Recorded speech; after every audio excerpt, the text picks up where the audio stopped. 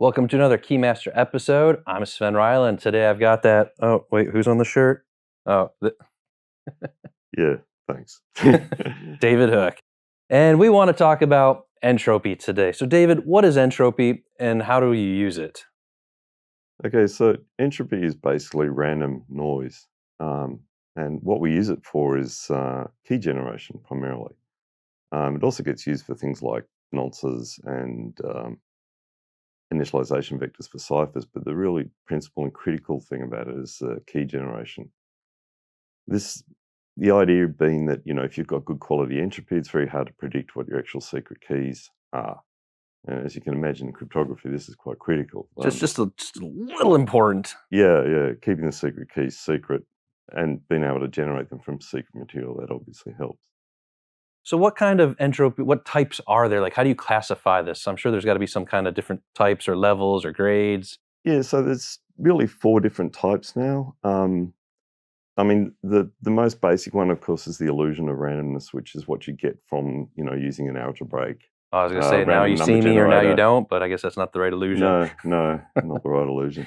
Although in some respects it is, because the problem with the illusion of randomness level of entropy is that, it's predictable. Once you find out what the algorithm is and the initial seed conditions, which can be calculated, you can actually predict what the secret keys are. And even in the very early days of the internet, there are examples of attacks on things like SSL that were based on that, because people were using the actual time of day that the handshake was being done Oh, as boy. a seed. Yeah, and Uh-oh. using deterministic. Anyway. The next one, of course, is what we call opportunistic randomness, which has really been the method that most of us have been relying on at the moment, which is where you use things like, the time between keyboard events, disk latency, time it takes to scan a large amount of memory, network latency, various operating system things that are taking place to allow you to sort of generate just a few bits each time. So, a little bit of noise here and there. Yeah, you basically accumulate that into something. And dev random on Linux, for example, is a good example of that. It's an opportunistic system. Then the third one is really what we call engineered chaos, which is really more where you've actually got something on your system which is designed for actually generating random numbers.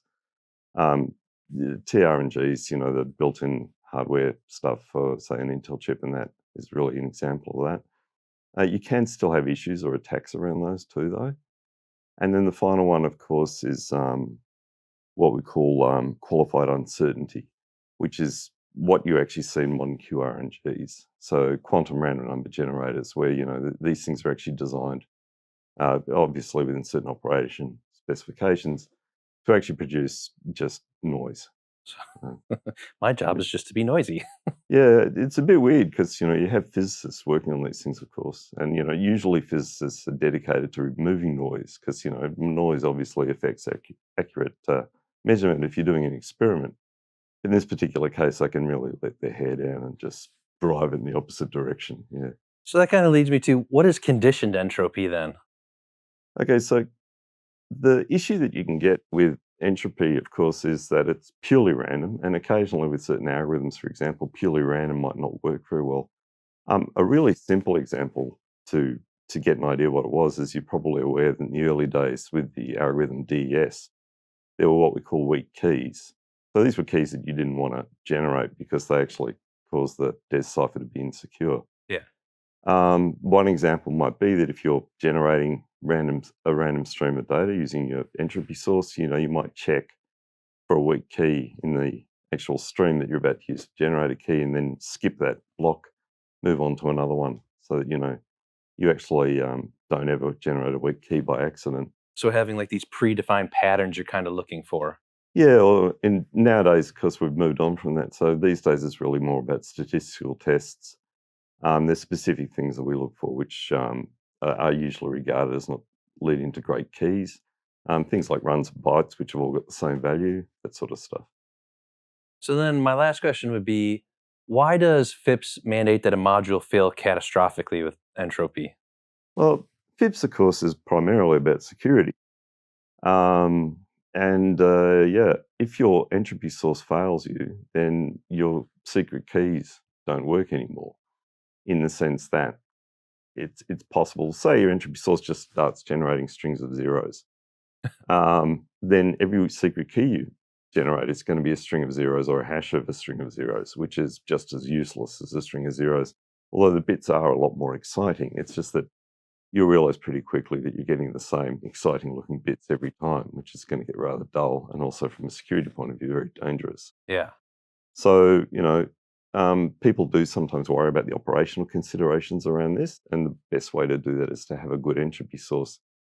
Trying to avoid the fact that you're generating bad keys by, trying to catch the error or just ignore the fact it's happening is a really bad idea. And especially for FIPS, where, there is a mandate for security, you need to see a module actually fail. Now, we don't see this a lot. It does happen occasionally, but sometimes it'll happen because in the case of, say, like the Juniper event, actually is probably an early example of somebody actually compromising a random source, although in that case not for the purpose of actually streamlining the entropy, more from being able to recover it. But yeah, if somebody's compromised your entropy source so it's actually producing patterns and they're picked up by statistical tests in the... Oh, Lord. Yeah, exactly. Then the FIPS module is supposed to fail, and So you that's a good really thing. want it to do that. Yeah, exactly. And the way to deal with that is to make sure you've got a good quality entropy source.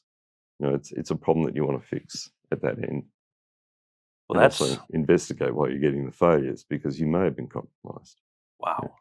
Mm, Yeah, we all know where that goes. yeah, exactly. It doesn't go anywhere good. All right. Well, that's a little bit about entropy and what it's for and the different levels. And we hope you enjoyed the episode, and we'll see you on the next one. Take care.